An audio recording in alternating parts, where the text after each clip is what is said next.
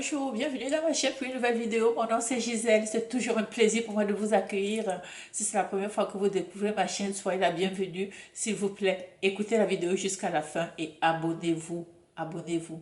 Et si vous me suivez depuis longtemps, vous n'êtes pas encore abonné, je vous en prie, abonnez-vous parce que cela va permettre à YouTube de partager mes vidéos. Plus j'ai des abonnés, plus ma vidéo va être transférée à d'autres personnes pour découvrir ma chaîne. Alors s'il vous plaît, faites-le, c'est gratuit. C'est de cette façon que vous allez m'encourager aussi.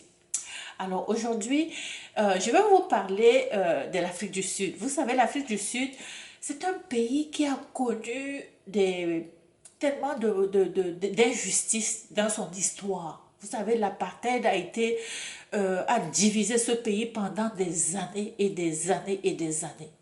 Et depuis que Nelson Mandela est sorti de la prison et puis qu'il est devenu président, il y a eu une libéralisation et puis même si aujourd'hui il y a encore le racisme, mais aujourd'hui les Noirs ont aussi les mêmes droits que les Blancs. Alors voilà.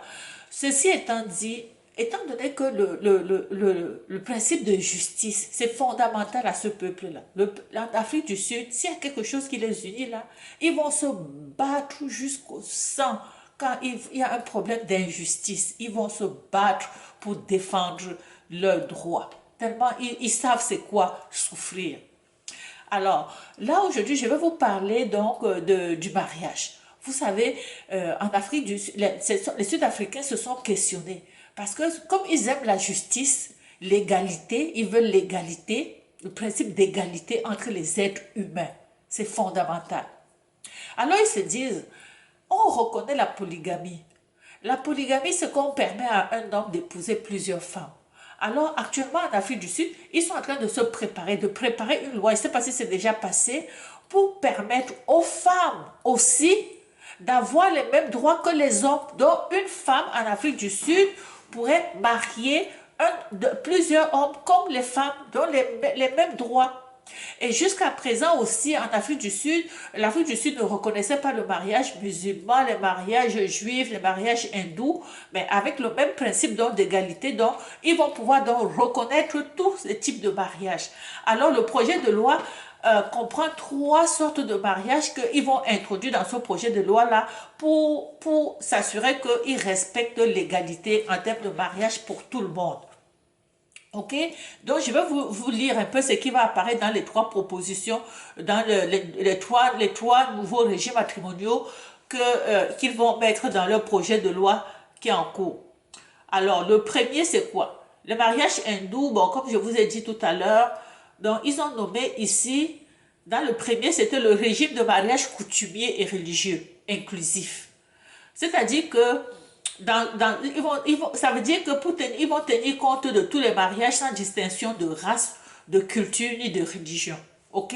Donc, si vous choisissez de vous marier de façon coutumière ou religieuse, on va le reconnaître. On reconnaît ce mariage-là. Ce qui n'est pas toujours, c'est pas le cas ailleurs. Hein. Vous vous mariez, on sait que nous, comme chez nous, on fait un mariage coutumier, mais pour que ce soit reconnu, il faut aller faire le mariage civil.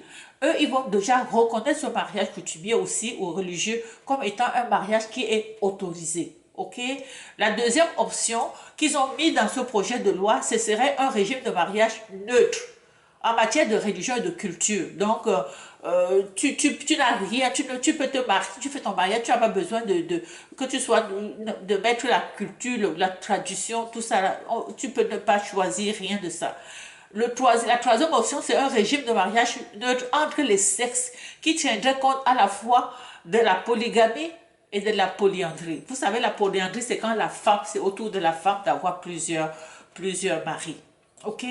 Donc, vous voyez donc il y a des pays qui se battent pour l'égalité. Il y a des pays où c'est plus compliqué. Donc, je vais prendre par exemple le cas du Nigeria où il y a eu plusieurs propositions de lois qui sont passées, qui ont essayé de débattre au niveau de l'Assemblée et ça a été renversé parce que il y a des musulmans, la religion, ceux qui sont religieux se sont opposés, ok? Donc parce qu'ils voulaient passer la loi sur l'égalité des sexes. Ils voulaient juste passer une loi pour dire que l'homme et la femme sont égaux. au Nigeria. Le Nigeria, le plus grand pays d'Afrique, là. Le pays, ça a plus de 320 millions d'habitants, ok? Ils ont dit non à 3 reprises. Ils ont dit non, l'homme et la femme ne sont pas égaux. Nous, on va se battre. Et il y a des députés qui sont sortis de l'Assemblée. Ils ont dit, écoutez, nous, on s'oppose pas, on reconnaît que la femme et l'homme sont égaux en termes d'être humain, mais nous, on ne peut pas accepter ça parce que si on accepte ça, c'est qu'on va à l'encontre de la religion. On va à l'encontre de ce que la Bible dit. OK. Donc, c'est sur ce principe-là qu'ils disent, non, on ne va pas voter que l'homme et la femme. Donc, vous savez qu'au Nigeria, c'est un pays où l'homme pense toujours que la femme c'est un objet. Hein. La femme la femme, tu gagnes même ton argent, c'est ton mari qui garde ton argent. À ce point-là. Il y a une chanteuse qui était une chanteuse qui était morte. Son mari l'avait battue à mort.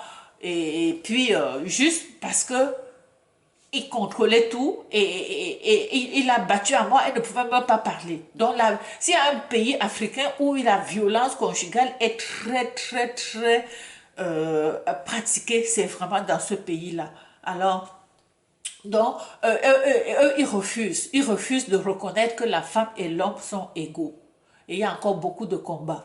Donc, l'Afrique du Sud, c'est un chef de file en termes d'égalité entre les deux sexes. C'est vraiment un pays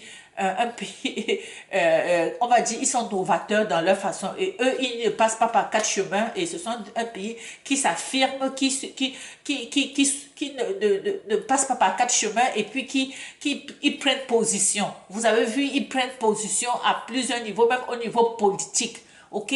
Même récemment, c'est eux qui sont sortis. Hein? Il y a des députés en Afrique du Sud qui sont sortis pour s'opposer aux Américains parce on leur avait dit que ou bien Poutine ne pouvait pas venir dans un pays parce que si Poutine vient, il faut l'extrader dans la prison qui est en Europe.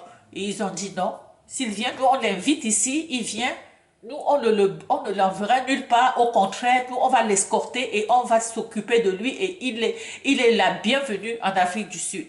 Eux, ils ont été clairs là-dessus. Donc, pour eux, ils veulent que les êtres humains soient traités de façon égale. Parce que eux, ils jugent que oui, on a beau dire que Poutine a fait ceci, mais il y a aussi les Américains qui sont allés en Irak, ils ont fait des choses. Alors c'est tout ça qui fait en sorte qu'il y a des pays aujourd'hui qui ont des positions par rapport à ce qui se passe et qui vont à l'encontre de ce qui a toujours été. Hein, parce que les Américains ont toujours pris l'habitude de, quand ils prennent position, il faut que tout le monde les suive. Aujourd'hui, ce n'est plus le cas.